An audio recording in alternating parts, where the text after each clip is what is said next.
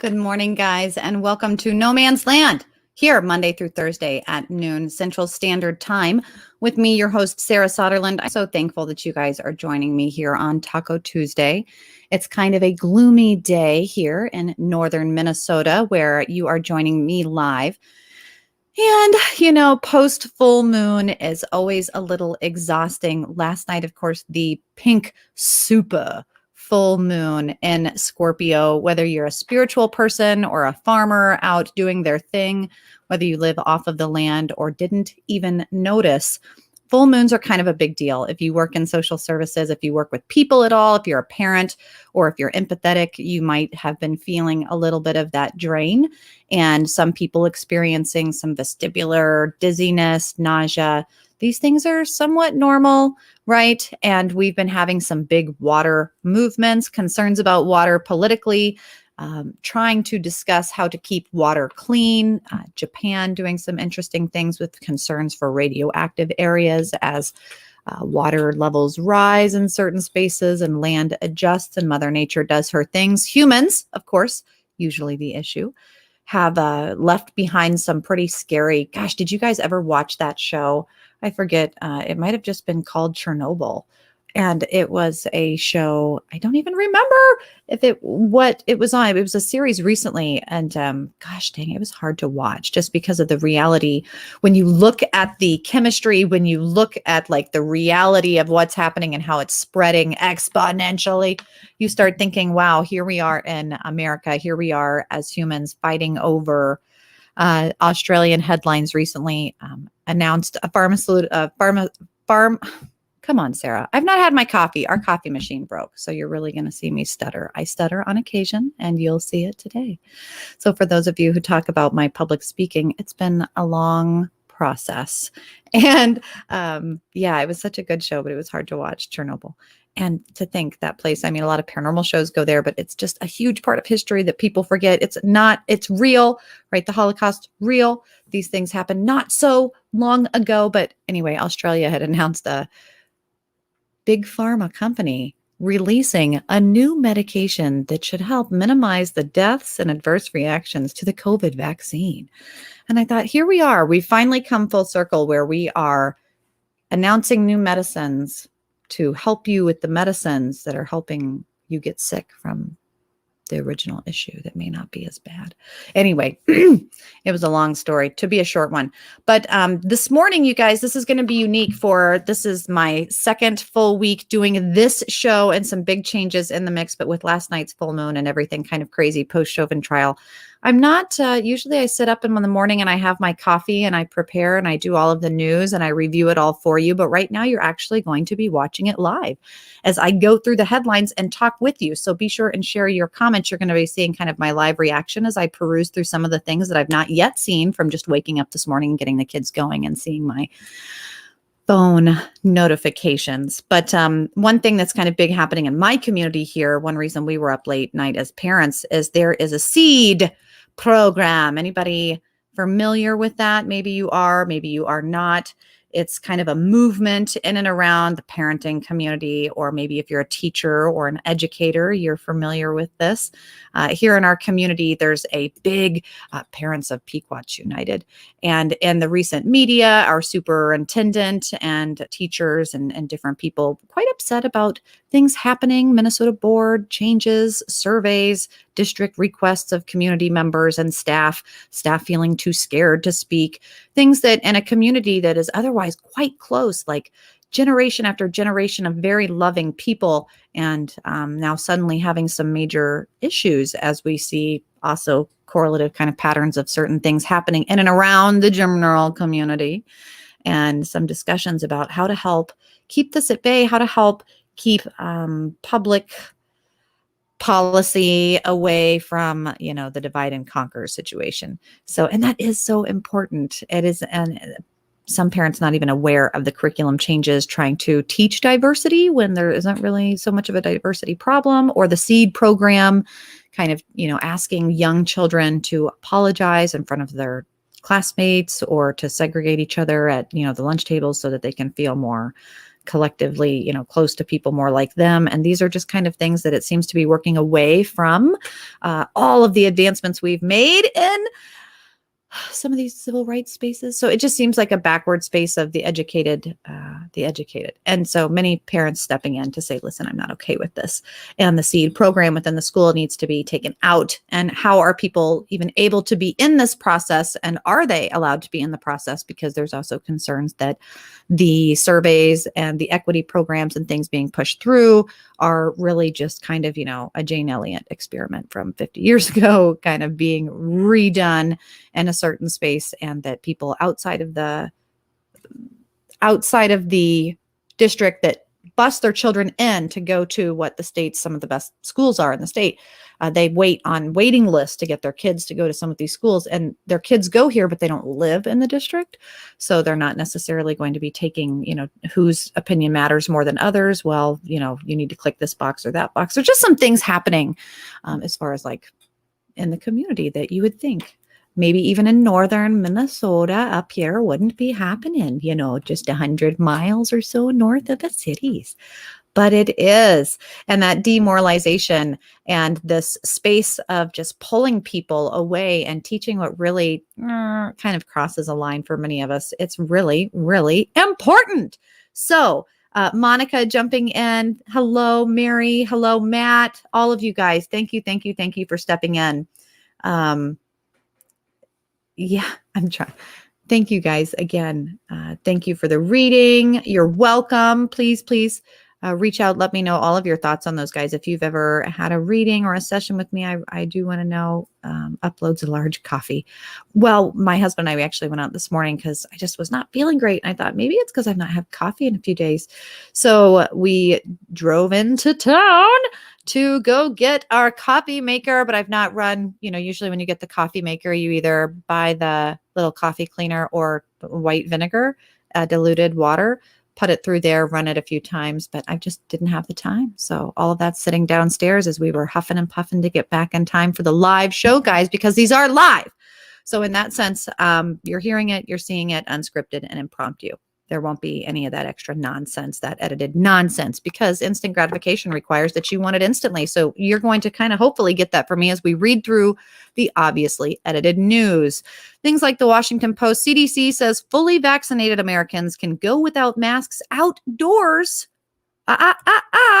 except for, am I even going to be able to read it without subscribing to something? Except in a crowded setting. Yeah. It was 6 feet, then it was 3 feet. Then the CDC said, never mind, hokey pokey, put your left hand in, put your right foot out. Even unvaccinated individuals may forgo masks when walking, jogging, or biking outdoors with household members under certain restrictions.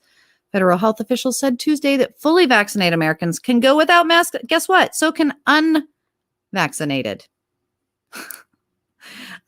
Just in case you're concerned or wondering or confused. Thank you, Washington Post, for those who need to be reminded.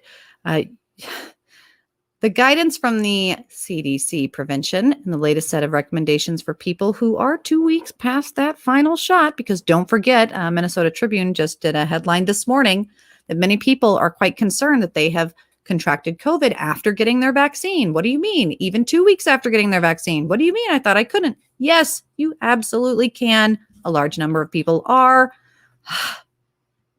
Mask mandates for outdoors really is kind of whether or not we're talking about the breeze dispersing airborne virus particles or the UV light poofing them into non-existence, humidity, sunlight, coronavirus.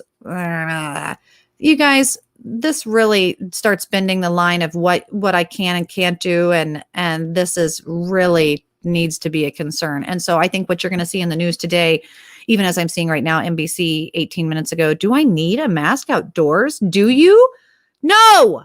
The CDC, certain activities are safe, unsafe. You guys, part of me wants to say that this is Darwinism just doing its thing, and that if you're like, I don't know, but then also such a great large portion of people don't know what to do and they have to follow the bandwagon and they lack comprehensive ability to like research, that any up-to-date news is about as useful as marketing 101 of saying it has new and improved, and they've done nothing. You guys, they're just giving you a dance. And if you've not been able to watch, unfortunately, the President Biden and his, I don't know, they're very few and far between.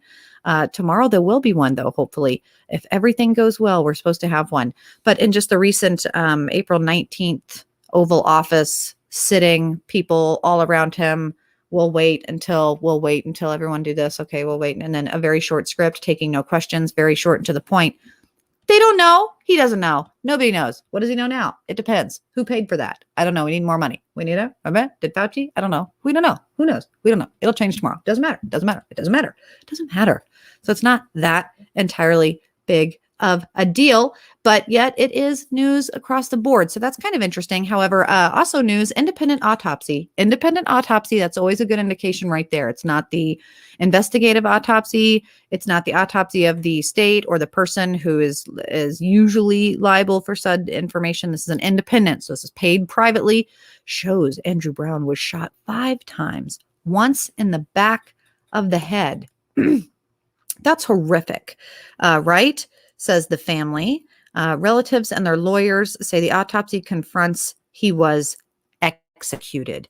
This word is a horrific word to be using right now for anyone who dies in a barrage of bullets, right? Regardless of circumstance. And if you're having independent autopsies, if you're having one person saying another person and one person saying this was, someone who died in the commission of a crime versus someone who says, you know what, this was a person who was executed. You guys, language absolutely matters. It's the same reason that you have someone like George Floyd, who is not a martyr and who didn't sacrifice his life. I don't believe that he wanted to die. I, in fact, think that was the whole idea that somebody was guilty of something. I mean, he wasn't doing like assisted suicide. This wasn't like Chauvin is, AKA Dr. Kevorkian. I'm pretty sure he didn't sacrifice himself. He wasn't like bloodletting a goat that morning, guys. He was taking fentanyl.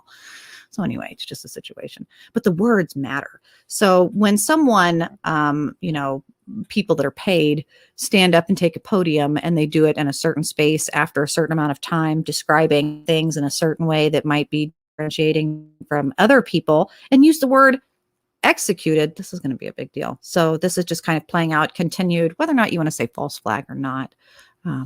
Just the narrative, same thing. And what's really sad is at some point, this is going to get to a point where people don't even care about the word executed because they're going to start minimizing that.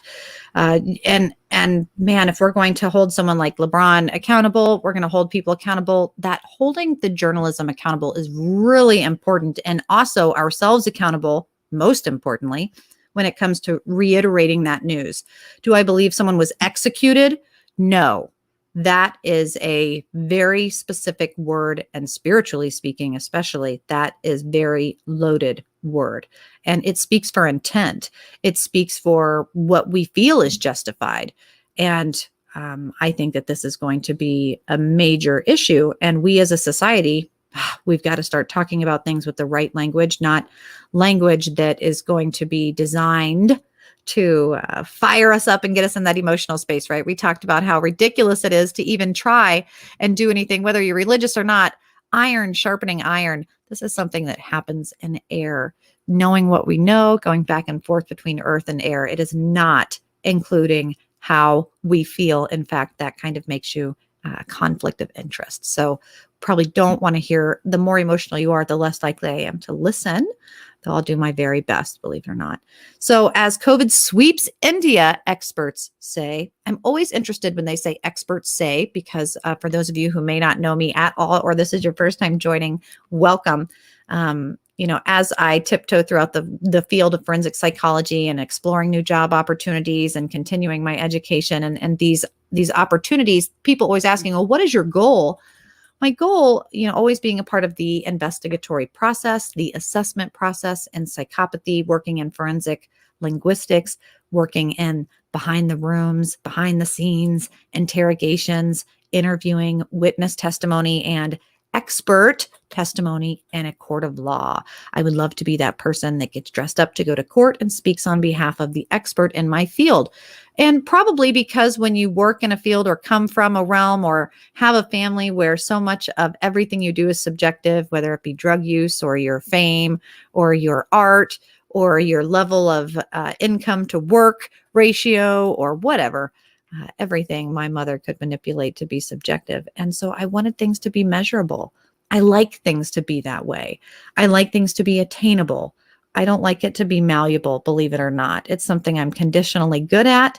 However, when it comes to being secure, being faithful, I find religion and that structure and that foundation to be as what it is, useful. And it can be something to lean on in times where you're exhausted emotionally. So having some sort of structure and ability to measure, really important. If you're feeling emotional about it, take a step back, take a moment to breathe and kind of harness yourself. So anyway, what are the experts saying? CNN, like we even consider you guys news at all, but let's try and decipher the headline and see what it is that we're really trying to understand. So this is just a little bit, just a few moments old. As COVID sweeps India, experts say cases and deaths are going up unreported. Well, if they're unreported, then how do we know? How do we know? It's reported more than 17.6 million cases since the pandemic began last year in India. But the real number, experts feel, could be more than 30 times higher, meaning more than 500 million cases. How many people are in India? Health workers and scientists in India have long warned that COVID infections and related deaths are significantly underreported for several reasons, including poor infrastructure, human error, low testing levels. Well, Fauci, that's your fault. You're the one who created that test. And the COVID virus. Shh, shh, shh, shh. Some things have changed since then. Testing has greatly increased in the wake of the first wave, for instance. I wonder why that was. It's widely known that both case numbers and the mortality figures are undercount. They always have been, said the director for the CDDEP in New Delhi. Last year, we estimate, man, I feel like an Adam Sandler movie right there, Down by the Bay. Won't we may have some hay? I think we may. Infections caught on testing to the day. So the reported cases are seriously underestimated for true infection. Well, this is kind of interesting because if there's all sorts of people out and about that have it, but they aren't dying, or they have it and it's underreported, or they're still going about, and the low death rate is a sign of the success of the handling of the outbreak, perhaps it's also that correlation that the outbreak isn't quite as deadly as one might think. If it's got a low death rate, but underreported numbers, but a success of handling the outbreak is high on the first wave, but now since doing things differently, it's not. This is kind of an interesting space to look at. It talks about, we celebrated low figures as it boosted the confidence of the people. We predicted the entire country would emerge victorious in this battle against COVID-19 back in August. And the battle is still ongoing, with daily death tolls projected to continue into mid-May. But prediction models from the University of Washington Institute, the death toll could peak at more than 13,000 a day, more than 4 times the current daily death toll that predictions are showing. I don't think any family has been spared a COVID death. There's a missing person in every family that I can think of. Now, that's quite a controversial language to be using for all the conspiracy theorists out there. I'm not even going to tell you why. There's missing person in every family that I can think of, but yet a lower death rate and unreported deaths and mass cremation of bodies, though we don't really know, according to the World Health Organization. Guys, and also keeping in mind that the WHO and the CDC and all of these kind of have their octopus hands together and are all been exiled by ethical organizations and committees.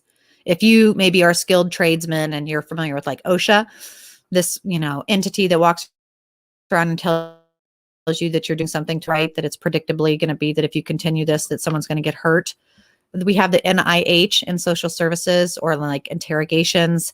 And actually under Obama, we had some issues where Obama comes in, and as much Democratic policy goes, it looks at a situation like Abu Ghraib, standard operating procedure, and you go, wow, people are being waterboarded. Well, this isn't cool. This isn't going to like pull out facts.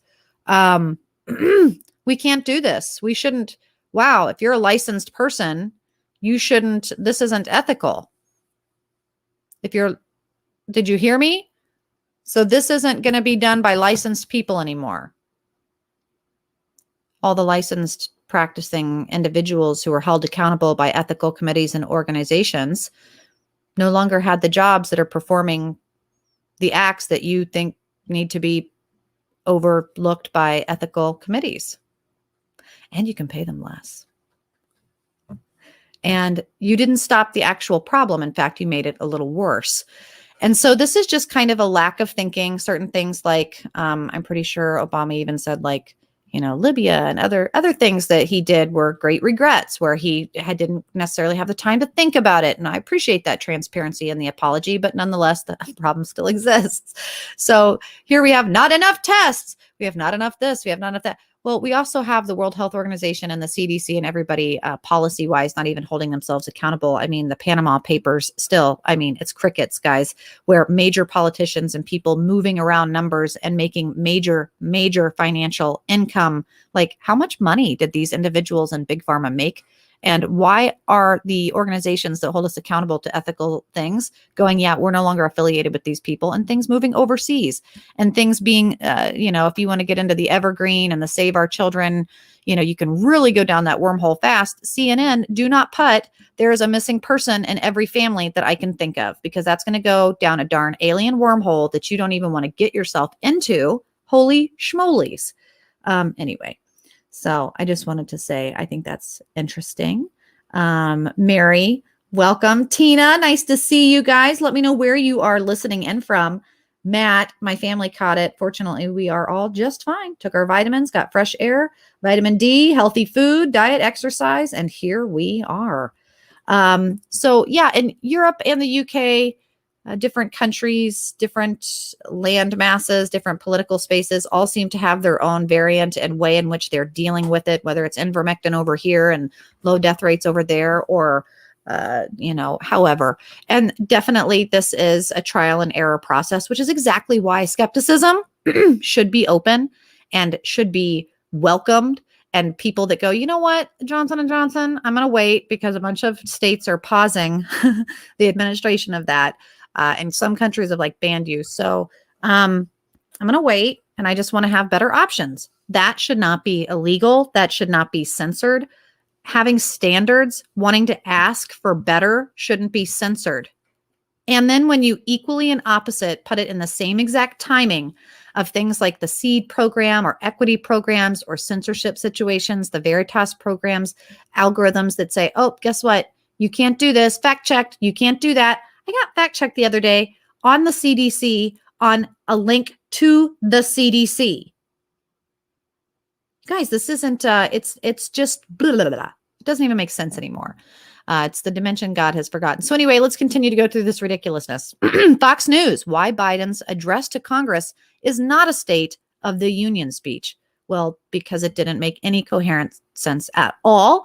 It did not, speaking of standards, meet the standards of even a public speech. You didn't tell them what you were going to tell them, and you didn't tell them what you told them. I think. Blah, blah, blah, blah, blah, blah, blah, blah, blah. So anyway, in the Washington Post, White House seeks to make massive boost to IRS enforcement, centerpiece of new. The IRS has been in some interesting hot water lately, you guys, and just not only is the White House and other interesting places still boarded up, by the way, and you can't go see, Republicans have long sought to shrink the tax collecting agency. I wonder why. Why is it that Republicans want to shrink a tax collecting agency? Well, they don't want to pay money to the poor. They want to be greedy. Really? But Biden aides believe hundreds of billions of dollars go uncollected each year. White House officials plan to make a massive increase in enforcement at the Internal Revenue Service, a central component of tax proposal they will unveil this week alongside $1.8 trillion spending package, according to 4 people briefed on this matter. Okay, I want you guys to go back and read how ridiculous this sounds. Read that. Republicans have long sought to shrink the tax collecting agency. They've sought to do it. Have they done it? But Biden aides believe hundreds of billions of dollars go uncollected each year. So they've sought to do something. They've tried to do something. They haven't done it yet. We still have the IRS. We still are raped of our income. You're taxing us on our income, on the money we make and earn. You're tax. Okay. Property that we buy with our income, tax it again. Okay. So this taxation and some of the revisions of it, which absolutely are important and should be revised, as some of the rich peoples and crypto people, they have borders that don't exist anymore. They don't have rules like you have rules. And so maybe some revisions should be considered. The IRS, Internal Revenue Service, is that like an American-made thing? Actually, no, it's not. Check it out. It's not even no. Believe hundreds of billions of dollars go uncollected each year, and money is missing and accounted for, and it's not allocated in the right way. And there's always like online TikTok jokes about how if you aren't taught how to do it, but do it wrong, you could go to federal prison. But if you don't do it right enough, you're not going to be told. And that there's like commercials of call us now for the hundreds of thousands of dollars in unclaimed taxes every year, and you're walking by Walmart TurboTax and you don't think we're an idiocracy? President Biden's American Families Plan to devote hundreds of billions of dollars to child care.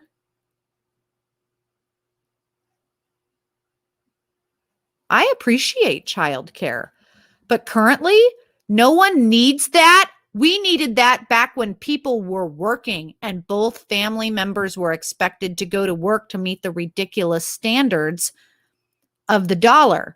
But now minimum wage has been inflated and the dollar is losing its value and everyone is home with a make-believe sickness that isn't killing quite as many because we can't quite figure that out because there's just as many missing people as there are missing dollars. And you want to now donate billions of dollars and devote your time and energy to that when both people are home doing a Zoom meeting and the kids are home also from school?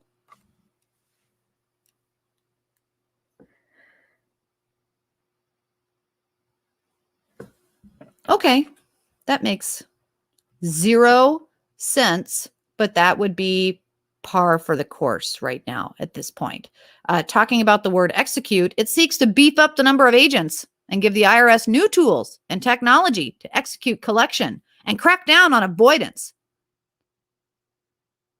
Well, that's going to help. That's going to help people. That sounds like that's going to help people. The biggest source of new revenue will come from dramatically expanding the clout of the nation's tax agency. Oh, it's going to toughen the IRS enforcement and auditing. Enforcement and auditing? Wait a minute. Aren't these two words that like we don't like right now? Aren't these hot words? Aren't these bad words? Isn't cop synonymous with bad? Isn't authority synonymous with no? Like that's kind of confusing, Biden. You should check that out. That's going to be interesting. We'll see how that goes. I can predict it without even using any psychic intuition at all. COVID-19 live updates. The CDC eases masks advice for vaccinated people. Oop, another headline. Woman kills man and his dog in a hit and run while fleeing from another hit and run only moments later. Now, of course, this comes out as a headline right after we have states throughout the nation passing George Floyd bill, also things coming into law for protesters and for the ability for drivers in danger, fleeing their lives to, yes, be able to hit jaywalkers at that point because you are committing a crime by being in a roadway.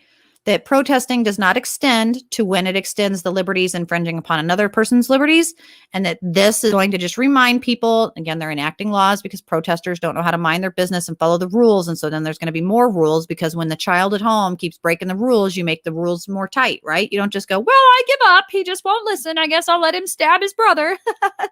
That's not what you do. So when you see people getting out of hand, you go, well, guys, we tried this. Well, did you try that? Yeah, we told them. Well, what about this? There's statues out there reminding them of this bull crap. Well, they seem to think that it's mocking them.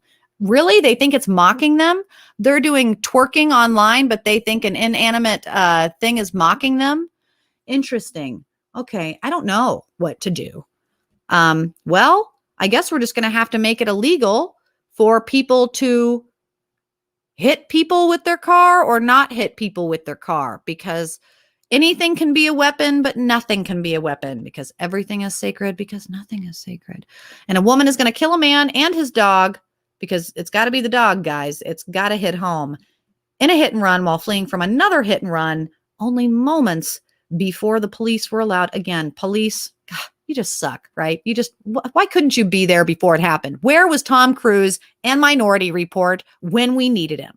Okay. Well, a woman has been arrested for allegedly running over and killing a man and his dog while they were out for a walk in a hit and run incident while fleeing at a high speed from another hit and run incident she'd reportedly committed only moments earlier. Part of me wonders, it was in Georgia, a suburb of North Atlanta, when police responded to a hit and run involving the pedestrian later named as Michael of Sandy Springs and his dog Catahoula Bruce. Oh, he had a Catahoula? Well, we're not going to start profiling here, but I heard that his name was Michael Farmer and he was walking his dog probably early in the morning, his Catahoula named Bruce. The initial police and the person hit him going from one crime, evading another crime, and it was a woman. I wonder, again, it doesn't matter what the people looked like, but I find it interesting that male against female, we're going to try and say this is really about the car hitting people after the protest stuff. Because when you look, this is a young dude. Stolen car dies moments later after slamming into a tree during high-speed police chase. Yeah, look at all these news things about cars, stolen car, people driving cars and just being crazy. Because we want to really show that our government doesn't know what they're doing and that these bills are just crazy. When in fact, the bills are there because a woman who was driving through from one point A to point B, coming home from like daycare with her child in her car, just so happened a BLM protest decides it's going to take over the highway. And people go, look at that crazy white bitch in her car, kill her! And they start stomping and throwing, and glass shatters over the child. And people are actually feeling like, oh my God, what do I do? And we've now had to enact a bill that says, you know what, if you feel like you're in harm, that people you need to protect your life, that you press the gas pedal and you go. And then people are going to go, well, you can't do that. You can't do that. I mean, you need to be in a Tesla that tells you that you're about to hit something and stops. You can't do that. You can't be in control of your car when you're fleeing or emotional, when in fact we have laws in place that say if you are extremely emotional, these do bend the arms of the law just a little bit. And this is why the law is going to start changing around us, and we all need to be quite aware of it, causing fatal injuries to both the man and his dog. That is sad. Oh, there was a 2020 white Chevy Malibu with Florida tags. Who's the name of the person driving? 30-year-old Dominique Houston of Noon, Georgia.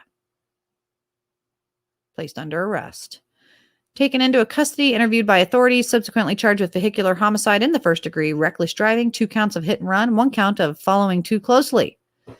Man, sounds like an issue. Sounds like something that could have been race baited if it wanted to be, but you know what? We're only going to hear about the death of the dog and the sadness of someone getting hit by their car. We're not going to probably hear that this was someone who is known to do this before. This is probably not new behavior on her behalf. And this is unfortunate. And laws should be just as strict for women as they should be for men. It shouldn't really matter. And the fact that she was fleeing another hit and run, that's an unfortunate, we say misfortunate, a tragedy. But it doesn't mean that we should start restrictions on cars and things. Biden to sign another executive order. What is this? 500 million now? Raising federal contractors minimum wage to $15 an hour. What do you think a contractor makes? A federal contractor?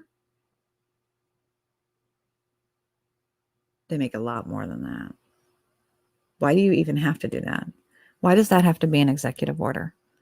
Why do we need executive orders on federal employees' jobs? The contractors tipped employees working on government contracts to not. Reread that, Sarah. President Joe Biden is expected to sign an executive order today that would raise the minimum wage for federal contractors and tipped employees working on government contracts to $15 an hour.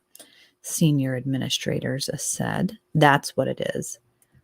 It's W-9 workers and their tips. The raise from $10.95 an hour begins in January, implements no later than March of next year. To separate order to raise the minimum wages for federal employees, it directs agencies to tipped minimum hourly wages to ensure that tipped employees working on federal contracts earn the exact same as other employees on a federal contract.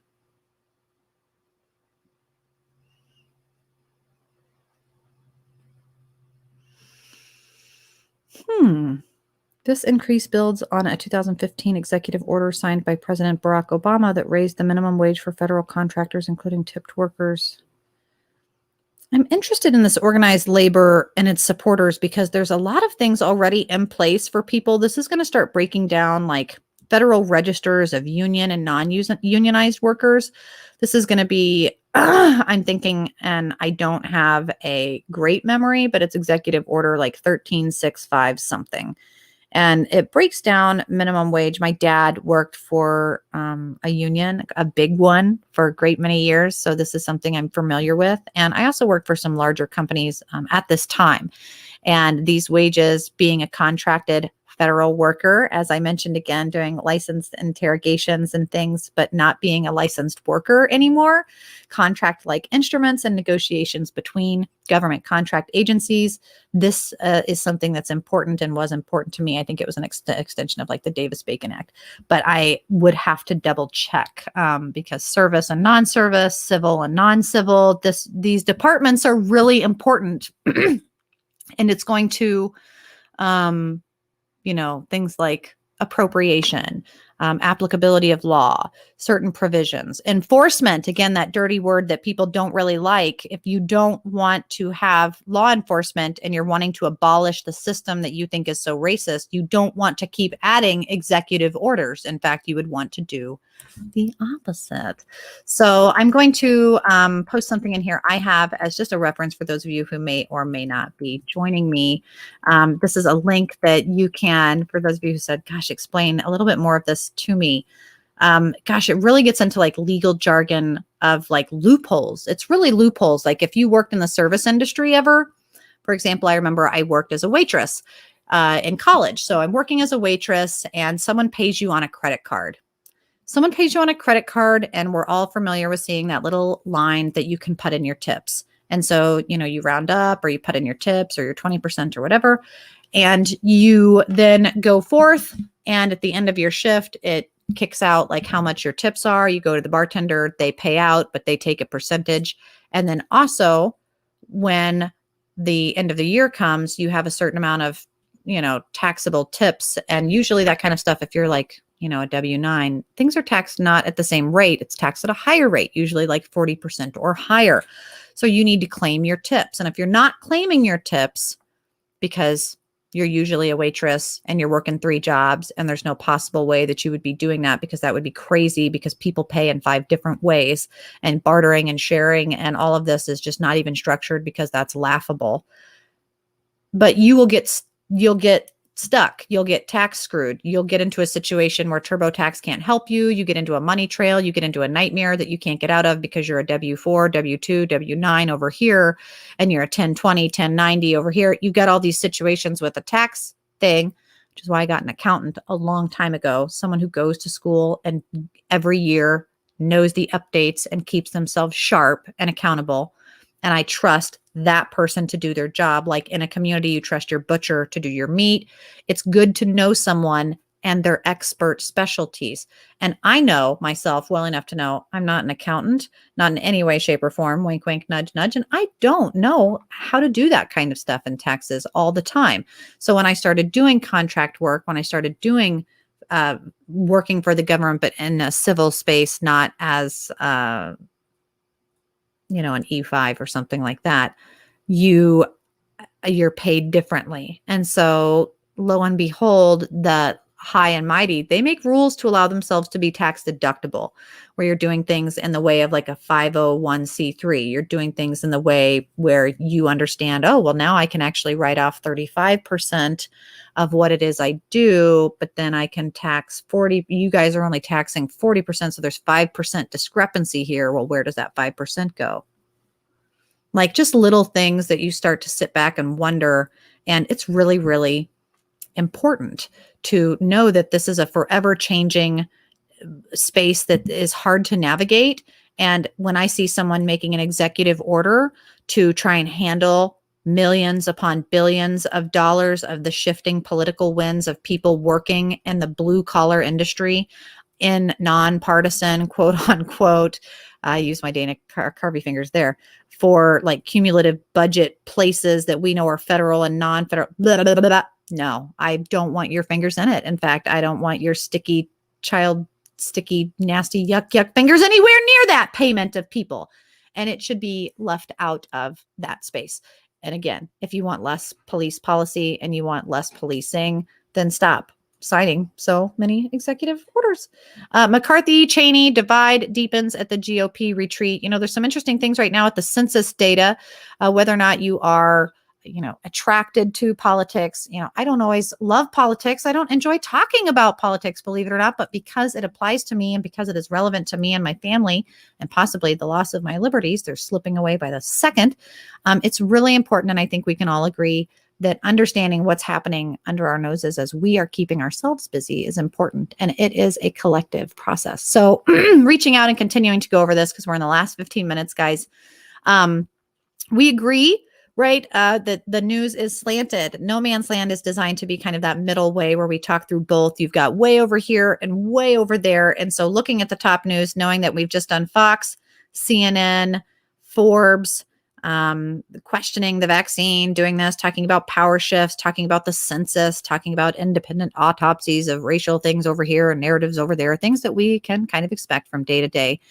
The controversy and conspiracy theories, and then kind of the even more crazy spaces you get into, like even, and Louder with Crowder, I've not been a huge fan of lately because they've been quite mean. They've been really bullying some people. And you guys, I'll be honest, I enjoy humor and I really love Dave there on the show. He's very funny. And I even love dark humor when it's like against humanity. But when it's like calling a fat person a big, fat, ugly, obese whale, you could have just said, you need to lose weight. You don't need to harp on it. I work in mental health. And so sometimes when someone beats a dead horse, you start getting into the hypocrite space where I don't find you useful now. And now you're trying to say that other people in their positions aren't useful. And so anyway, there's been some interesting Louder with Crowder episodes where they're going over the news, going over Tucker Carlson, who's sometimes quite hard to watch. I'll be honest. He looks like a Ken doll. And in that way, it's like, gosh, is this a deep fake or not? And you're watching and he's so sarcastic. People don't know if it's like the way Stephen Colbert used to be way back in the day before he got sold out. Anyway, I was watching Steven Crowder and that group kind of cover the trials last week, and it seems like they have been recently covering Tucker Carlson and all of the hoopla and drama of what people are allowed to say on the news and what they are not.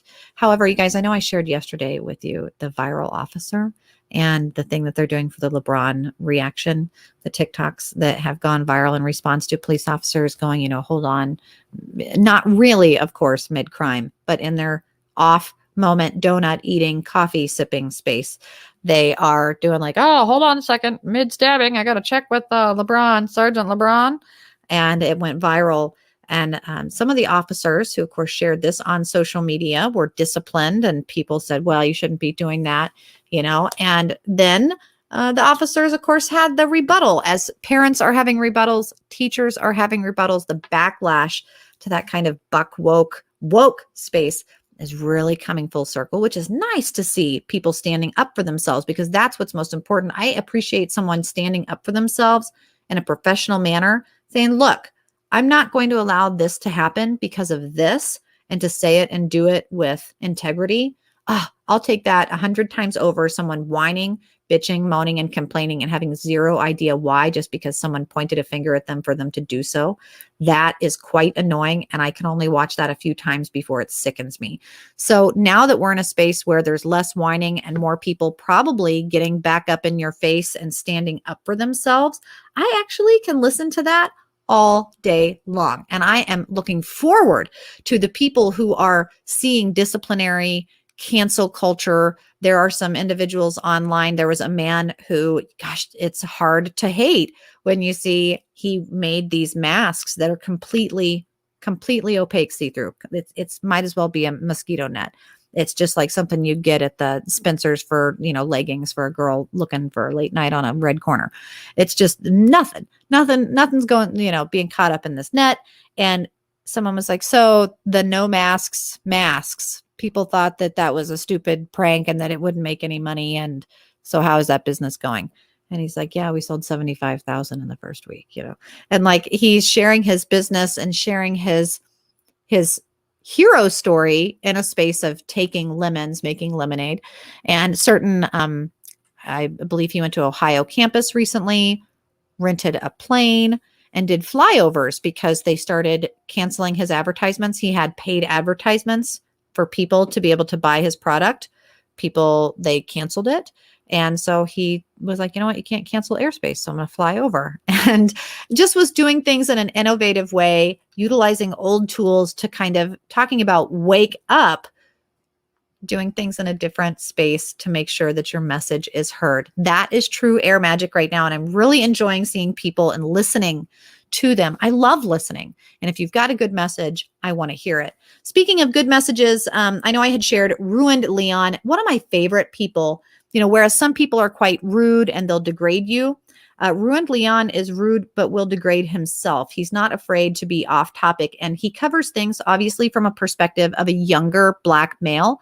I am not as young as I once was, so I like to keep up with a myriad of different age groups. And whether it's someone who's much older than me or much younger than me, I can listen to it and I can try and decipher what I think and give my perspectives and cooperate with that in a certain harmony. And I love Ruined Leon. I love watching his feed. And he just has one that's only 20 hours old called Black College Student Calls Soap Dispensers Racist. Guys, as a neurolinguistic programmer, someone who really feels like language matters, and it does. The power of what we say matters. I hardly feel like a soap dispenser can be racist. It is not standing up en masse and saying that its race is better on all accounts than your race, because that is also, right, the definition of racism still, maybe. I know definitions are changing. When someone says facts, it doesn't actually mean fact anymore, such as evidence. It means I agree with you. Just like hot doesn't mean cold. It's not, a Fern Gully moment. This is language changing. And it's really important that we see this. The fact that it's kind of an oxymoron to be saying, if you feel like the soap dispenser is racist against you, I feel like the problem is not the soap dispenser. And so this vessel is redonkulous. Are we starting to say that the soap, and remind you, this is that space where we're all using hand sanitizer and soap now. Like everywhere you go. The other day I was standing in line for my coffee, noticing some people wearing their masks, some people not, people talking, people sitting again, some kind of deja vu moments, halfway in, halfway out. And I noticed this huge gallon of what looks like paint or bleach or something there. It says, do not eat, biohazard on the back, but it's a squeegee of hand sanitizer, Sam's Club size. And it was white and blue, I think. And are we saying now that these vessels for, help keep us safe and not spread is racist? That's ridiculous. That's absolutely ridiculous. And he rants for 5 minutes and 58 seconds. And I imagine if I sit here and I brew my coffee and I think about in my head all the ridiculous things that I would say about someone even having the audacity to consider a soap dispenser racist and what mental health valley I would go down and walk and pace. I don't have to do it. I'll watch Ruined Leon do it. And he looks really good when he does it. And he's allowed to talk about racism in a way that I can't, simply because in 2021, racism isn't something you can talk openly about. You will be judged by the color of your skin, not on the content of what you have to say. And that's the truth. And because that's an issue, not always has been an issue, but because that's an issue, regardless of what the color of that skin is, it is apparent that racism is still alive, but it may not be quite where or what you think it is. So this is important to notice. And most people are noticing, but they're not noticing. They're carrying around a cardboard advertisement for an organization that made $90 million last year and not a single cent went back to the communities. And they're happy about it. They're excited to remove systematic racism as they prance around advertising for it. It makes no sense to me. So I think that the question is, when you get to that point going, well, this makes no sense, you've come to the answer. It's not meant to. So we see that happening when the Censorship Bureau, the census, we're getting all sorts of political power shifts. So what's more important, not so much about independent autopsies or soap dispensers being racist, or people who are committing crimes that happen all day, every day, all across the country in their car. Yep, cars are used all time as weapons, which is precisely why the officer in Duante Wright's situation, not to say that it's right or justified, but when you go like, what's so scary about a car? People use their car as weapons all the time. People get hit by cars all the time. The opening scene in Pet Sematary, where the child runs chasing out after their ball, has happened to a family of people that I know. Their little cute redhead that look just like Declan, just boom. It happens all the time. In fact, police officers, state troopers, those people who are highway patrol, you think that they're doing a lot of DUI checkpoints. Have you ever been on one on a highway? No, it doesn't happen. What are they usually doing? They're usually at horrific, fatal car accidents. And sometimes it's when pedestrians get hit. And it does happen. And it's very sad. However, that headline is not more important than the political power shifts happening all across the country as the 2020 census results come in, and talking about approval rating. It's you say it's Biden's approval over 50, nearing 100-day mark. It's like 51% approval rating. Guys, these are not impressive. This is not something for us to be bragging about. This is further reason for like the Australian news to be laughing at us, and recent Russian Zoom calls with other leaders of the world organizations, and things like, just going under the rug of America being made fun of and, ridiculed. And here we are spreading headlines about not everyone being happy with Prince Harry and Meghan Markle's, outfit choice for their funeral, and Godzilla versus King Kong Mortal Kombat reviews. Guys, come on. We can do better. There are some issues happening probably in your state right now with Second Amendment gun laws, which are very, very important. I would love to know where you're listening from, and to share with me whether or not in your community you have a seed program happening for your children. If so, if it's going to be in the education of elementary, middle school, or high school.